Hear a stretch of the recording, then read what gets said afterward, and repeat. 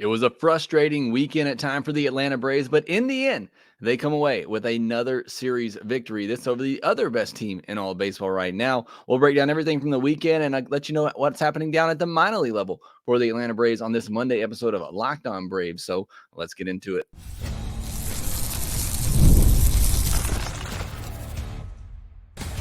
You are Locked On Braves, your daily Atlanta Braves podcast. Part of the Locked On Podcast Network, your team every day.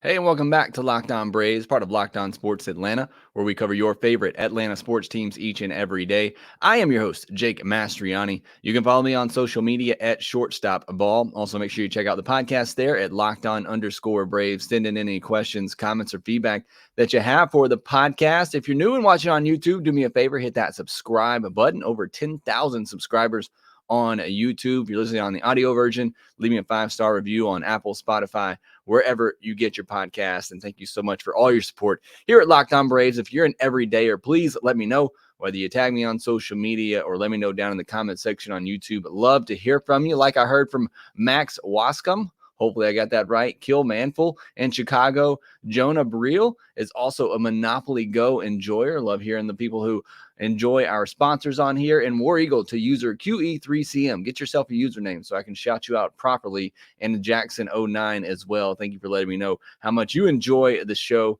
I do appreciate all the support you give me here at Locked On Braves. Today's podcast will recap everything from the weekend series against the Guardians.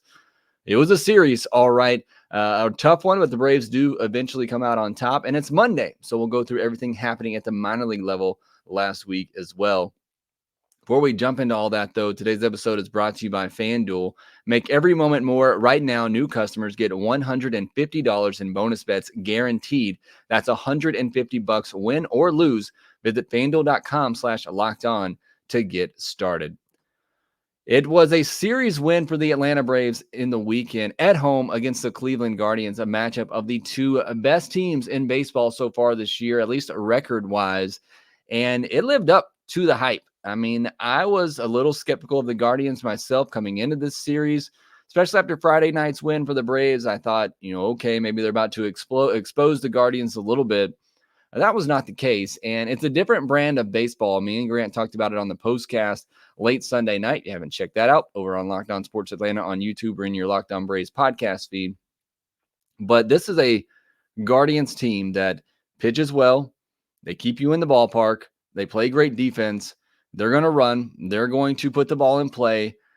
They are the 2022 Mets, and that 2022 Mets team won 101 games.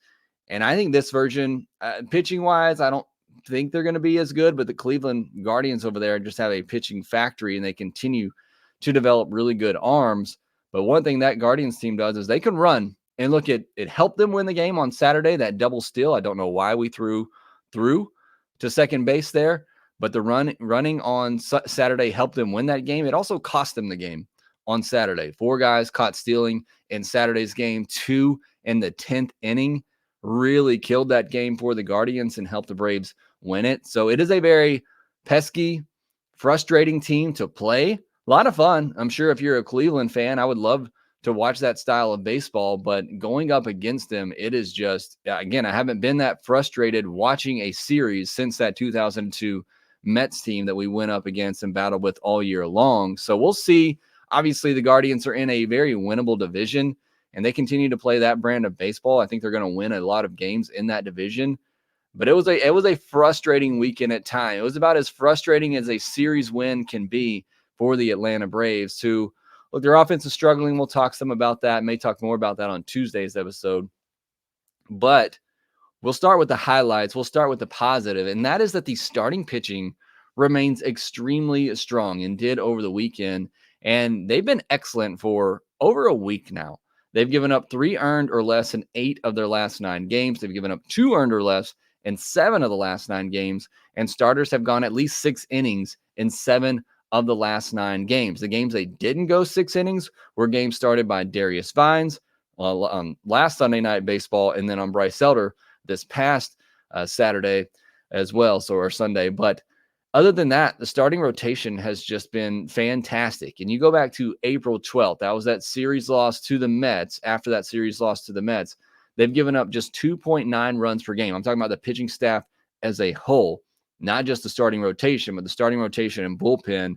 And we talk about this all the time, and it's it's a no duh situation here. But when your starters can go deep in games, it makes your bullpen so much better. One, because you're eliminating the need to have to use some of your lower leverage guys. Tyler Matzik, Aaron Bummer, Jesse Chavez. Those are the three guys right now at the bottom of the bullpen that you're really not wanting to use in high leverage situations.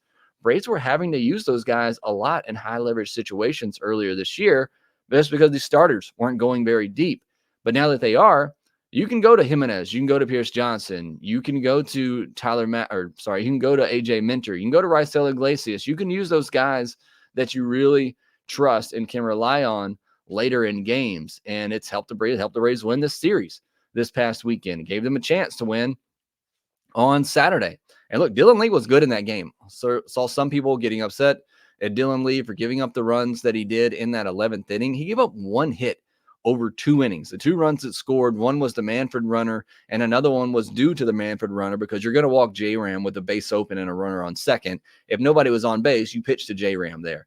So Dylan Lee did his job, gave the Braves a chance to win that game. They lost it for several different reasons that were so frustrating, but most of them being you had bases loaded, nobody out in the 10th inning. Michael Harris had a terrible at bat with Chadwick Tromp on deck, and he had a bad at bat as well.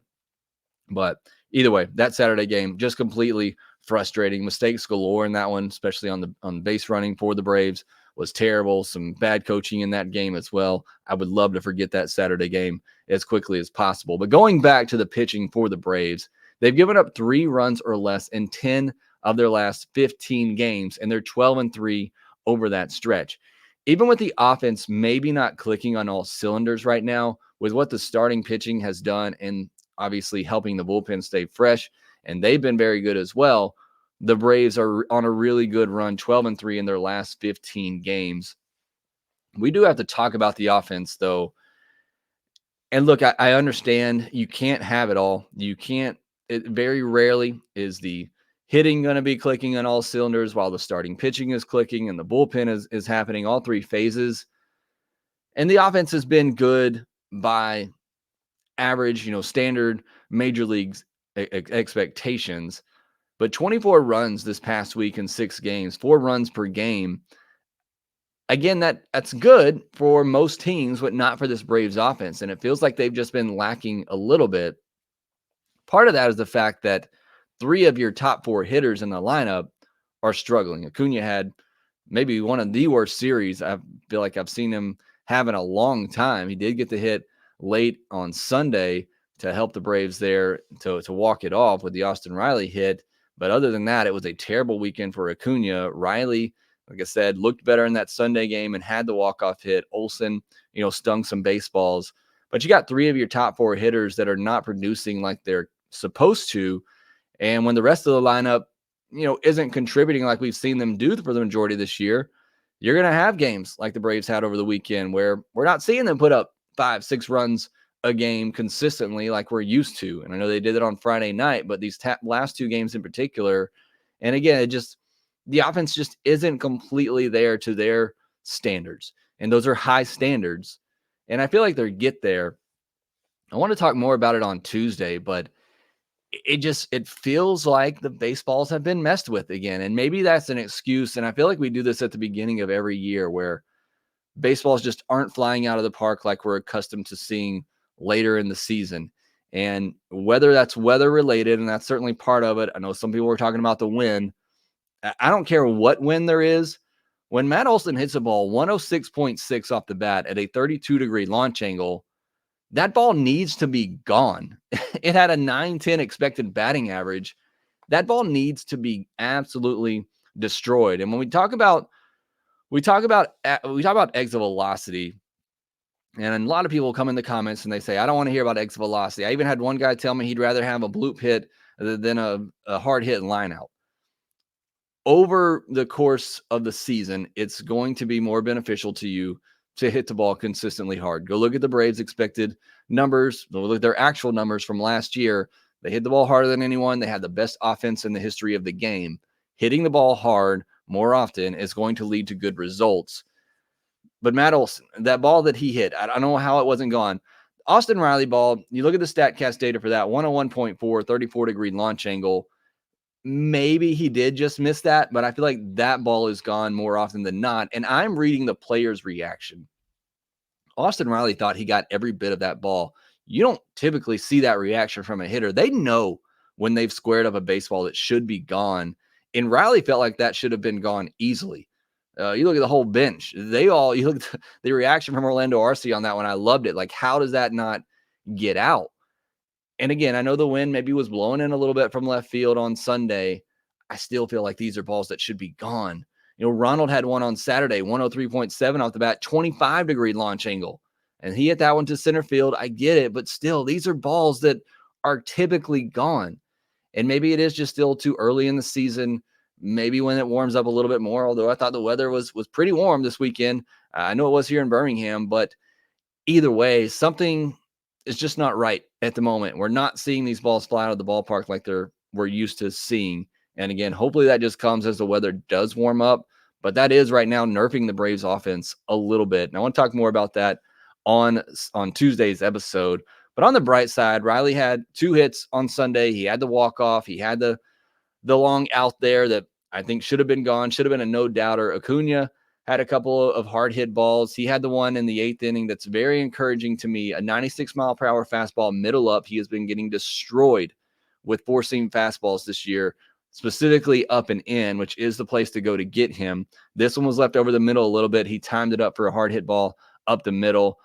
Olson had that ball with a 910 expected batting average that I don't know how didn't leave the yard. Hopefully those guys are about to get going. Hopefully as things warm up a little bit more, we're going to see these balls start flying out of the park once again. But there's no question for this Braves offense to get back to where it needs to be, those 3 guys have to be the MVP type players that we're accustomed to seeing. And once that happens, if this pitching holds up like it's been, this Braves team is going to be unstoppable. Speaking of unstoppable, Owen Murphy is on quite the tear to begin this season. On our Minors Monday segment, we'll talk about him and some other top prospects for the Braves that had a good week. We'll do all that here next.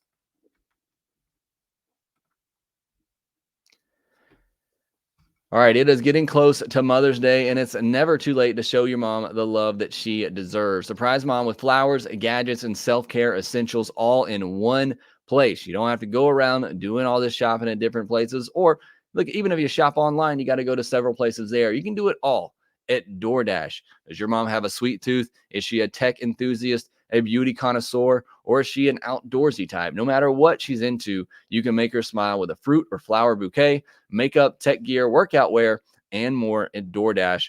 Pair flowers with a gift card so she can celebrate any way she wants.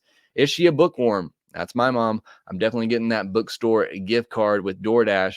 Does she love a good latte? Get a gift to her favorite coffee shop. You can't go wrong. Get all your Mother's Day gifts all in one place. Get 50% off your next order up to $15 when you spend $15 plus on your next flower, convenience, grocery, or retail order now with the code LOCKEDONMLB. That's LOCKEDONMLB. Order using DoorDash today. Terms apply. All right, guys, I need you to listen up. I got a huge announcement here. Been tracking the leaderboards every day, keeping my eye on the scores, putting all my heart into it, and I'm super pumped to announce I am finally on top. And of course, I'm talking about the smash hit game Monopoly Go, where I am not on top, but you could be. I'm terrible at Monopoly, but it is a lot of fun to play. And I know a lot of you love it. You've been letting me know in the comment sections below, and I love to hear that. And Monopoly Go out there, one of the most exciting and fun games to play with a great twist on the classic Monopoly games out there. Download over 100. It's been downloaded over 150 million times. I feel like 100 million of those are by the listeners who continue to let me know in the comment section how much they love this game. You can explore hundreds of Monopoly boards from Las Vegas to Camelot to the moon, all while raking in a huge fortune. Charge rent on iconic properties just like in the classic Monopoly game. You can charge your friends rent on iconic properties. Who doesn't want to do that? Or go after their Monopoly money by pulling bank heists and taking wrecking balls to their landmarks. But my favorite part is the leaderboards. where can you see who's a Monopoly tycoon and who's gone bankrupt. So get yourself on the charts. Download Monopoly Go now free on the App Store and Google Play. Are you watching Fox Sports or ESPN on your TV all day? You're constantly having to turn it down or mute it because of all the shouting that they do, all the silly nonsense over there on ESPN and Fox Sports. Make the switch to Locked On Sports today, a free 24/7 sports streaming channel programmed for you every day to bring you the biggest stories without all that screaming. Locked On Sports Today brings you can't-miss analysis, opinions, and news, streaming 24/7 on YouTube or the free Amazon Fire TV channels app, part of the Locked On Podcast Network, your team every day. Again, on Tuesday's episode, I want to look a little bit more into the offensive struggles so far this year, not just for the Braves, but league-wide offense is down a little bit. And then later in the week, we'll obviously have our Through the League segment. We'll have our mailbag segment, and I'll have a guest on of some sort this week as well. So all that I look forward to later this week. But it is Monday, and so we'll have our Minors Monday segment talking about the top prospects in the Braves system and then go through every level. Let's start with the top prospects. AJ Smith-Shawver, 5 innings, 4 hits, 3 walks, 3 earned runs, 2 home runs, 7 strikeouts. Good line for him, much better than what we've seen early on here. The thing that concerns me the most, even more so than the 3 walks, are the 2 home runs, because that is what has plagued him in his very brief time at the major league level, that he's given up a lot of home runs. You want to see him get better at that, keeping the ball in the ballpark. With the 7 strikeouts in 5 innings, just 4 hits, obviously very good. Hurston Waldrop, he had an encouraging start as well. 6 innings, 3 hits, did walk 4, but just 1 earned run and 5 strikeouts. And something that the Braves are doing with him, and they talk about this over on the Peach State Prospects, new podcast that just opened up.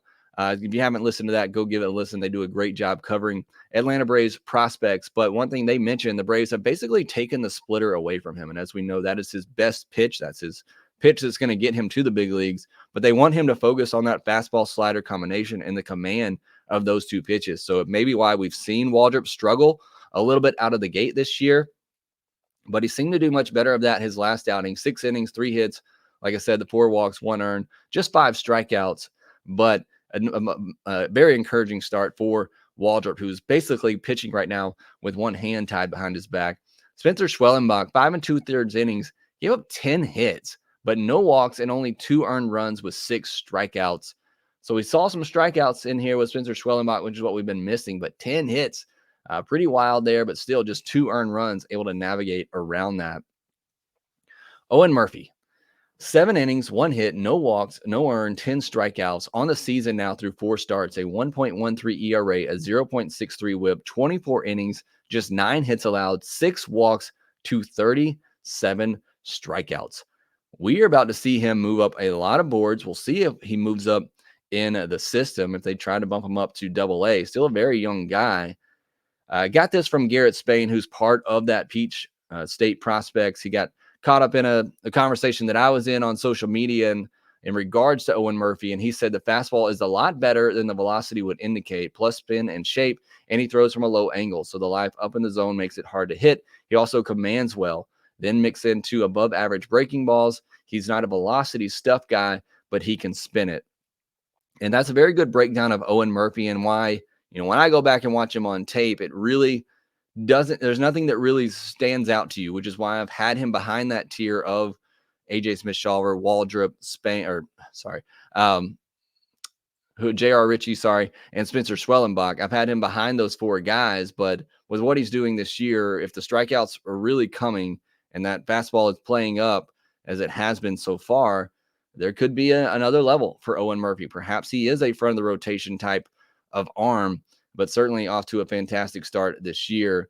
Nacho Alvarez only played in 3 games this week, didn't play on Saturday or Sunday, so hopefully there's no injury there. Went 4 for 14 at the plate, no walks, 2 strikeouts, and a stolen base. We'll keep an eye on that, see if he's back in the lineup on Tuesday. Cade Keeler, I got to watch some of this start. It was an afternoon game, 6 innings, 5 hits, 1 walk, 4 earned, give up 2 home runs, 4 strikeouts. It was an okay start. He was off to a great start this year, but there's still nothing that I see in his game that tells me he's going to be a top of the rotation guy. Maybe he has mid-rotation upside. I still think he's going to be more of a 4th or 5th type of starter, but I think he's somebody that's likely to hit that. Drew Hackenberg, tough week for him. 6 2/3, 8 hits, 11 walks. Give up 8 earned runs and 8 strikeouts. Very uncharacteristic for Hackenberg, who has had really good command, but 11 walks and 6 2/3 innings this past week. Not like him. So hopefully he's able to bounce back this upcoming week. Going down at every level in Gwinnett, they didn't hit a single home run this week. So maybe there's a power outage in AAA as well. Luis Liberato, 7 for 21, 2 doubles, 3 walks, and a stolen base. Forrest Wall, 5 for 18 with a double and 5 walks. Alan Winans had 2 starts this past week, 12 1/3 innings, 10 hits, 4 walks, 5 earned, 12 strikeouts. Back at AAA doing his thing. He's going to get some more starts this year. I really like Alan Winans. I like Darius Vines as well. 6 2/3 this past week at Gwinnett. Did give up 8 hits with just 1 walk, 4 earned, and 7 strikeouts. Dylan Dodd had his best start of the year. 7 innings, 3 hits, 1 walk, 1 earned, a solo home run, and 7 strikeouts. So there is some good depth in the Braves rotation right now. Certainly what they're doing at the moment, you hope that sticks for a while, but if there is an injury, something else happens, you do have guys like Winans, Dodd, Vines, maybe AJ Smith-Shawver, if he can, get going a little bit like he did this past week. But you do have options there that can at least hold on to spots for a while if somebody does get nicked up. In the bullpen, Ken Giles, 2 innings, no hits, no walks, no earned, and 4 strikeouts. He's the next man up for me in the bullpen. But Ray Kerr as well, if you needed another lefty, 2 innings, no hits, no walks, no earned, and 2 strikeouts last week. At Mississippi, Cody Milligan, 9 for 25, 2 doubles, a triple, and 2 stolen bases. Good week for him. Tyler Tolvey, catching prospect, had 2 home runs. Drake Baldwin, another catching prospect, was 5 for 19 with 2 doubles and 4 walks. He's really turned it on here lately after a slow start. Ian Mejia, he had 2 starts this past week, 9 1/3 innings, gave up 9 hits and 6 walks, but just 3 earned run and had 13 strikeouts. Patrick Halligan, 3 2/3 innings with 7 strikeouts. Drew Parrish, I feel like he's been on here a lot so far this year. 6 innings, 6 hits, 1 walk, 2 earned, and 7 strikeouts. And then Hayden Harris had a good week out of the bullpen. 3 innings, just 1 hit and no walks with 5 strikeouts. So some good pitching there. At Rome, Adam Zabrowski, 8 for 21, a triple, 5 RBI, and 3 walks this past week. My guy Kevin Kilpatrick, he keeps hitting. 7 for 28, 2 doubles, a triple, 2 walks, and a stolen base. Ethan Workinger, 7 for 24 with 3 doubles. Roldy Munoz, 3 2/3 innings, 1 hit, did walk 2, no earned runs, and 8 strikeouts. The guy has big stuff. A lot of strikeout potential there for potential future bullpen arm in Munoz. Lucas Braun, I know there's somebody in the comments that's always asking me about Lucas Braun. 6 innings, 7 hits, no walks, 3 earned, 4 strikeouts. Solid start for him this past week. And Tyree Thompson, 2 1/3 innings, no hits, no walks, and 4 strikeouts. And then finally at Augusta, Drew Compton. He's been the biggest surprise so far offensively. If Owen Murphy has been the standout so far on the pitching side of things, Drew Compton has definitely been that on the offensive side. 11 for 19 this past week, 2 doubles, a home run, 7 runs batted in, 2 walks, and a strikeout. Through 17 games this year, he's slashing .397, .500, .569 with 7 doubles, that 1 home run, and 11 walks to just 10 strikeouts. Currently in the middle of a 14-game hitting streak, and he's had multiple hits in 5 straight games. So he is definitely a name to watch there at Augusta. Jace Grady had a good week as well. 8 for 25, a double, 2 homers, 4 walks, and 1 stolen base. Pierre Olivier Boucher, 7 for 18, 3 doubles, 3 walks, and 3 stolen bases. And then on the pitching side, Riley Frey, 5 1/3 innings, 5 hits, no walks, 2 earned, and 9 strikeouts. And Garrett Ballman, another young pitcher who's out to a good start this season. 6 innings, 2 hits, 3 walks, 1 earned, 5 strikeouts. He's made 4 starts this year, 21 2/3 innings, only 8 hits allowed, 8 walks to 18 strikeouts. So again, a good beginning to his professional career after a short stint last year after being drafted. Garrett Bauman having a good start to 2024. Next, we're going to turn our attention to this West Coast trip that the Braves are beginning on Monday night against the Seattle Mariners. We'll discuss everything happening there next. It's playoff time in the NBA and NHL. Baseball's in full swing, and FanDuel is your place to bet on every game. Right now, new customers get $150 in bonus bets guaranteed. That's $150 win or lose. Bet on everything from slap shots to home runs to slam dunks, all on an app that is safe, secure, and easy to use. Visit FanDuel.com/lockedon and make your first bet an automatic win. Again, that's FanDuel.com/lockedon to make your first bet a win. Also, make sure you visit FanDuel.com/playsafe for tools and resources to help you stay in control of the way you play. FanDuel, America's #1 sportsbook. The Braves head out west after a happy week or a happy homestand that they had this past week. Plus, they go to Seattle where they'll play 3 games starting on Monday night, the off game on Thursday, and then 3 against the Los Angeles Dodgers. So we talked about the offense and how they're not quite themselves this past week.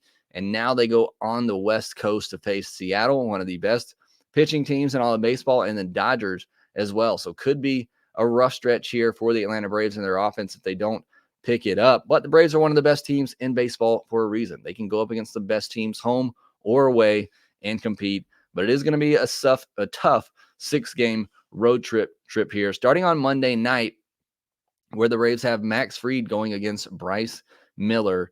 For Max Fried, how does he follow up that complete game shutout? Continue to have that great command. Again, we've seen it for the majority of his career, but there are certainly some questions after the start to the season he had. For Bryce Miller, perhaps having a little bit of a breakout year in his second season. He's introduced a split finger and is throwing it 21% of the time. Batters are hitting just 208 against it, and they're whipping 31% of the time. Now, he did struggle with a command in his last outing, just 4 innings against the Rangers, where he walked 4 batters, but he still only gave up 2 earned runs and struck out 5. So he's been really good to begin the season. In game 2, it's Ronaldo Lopez versus Luis Castillo. Lopez, can he keep the streak alive of going 6 innings or more and allowing 1 earned or less? Hope that's the case, but they'll be going up against Luis Castillo, been one of the best pitchers in the league for a while now.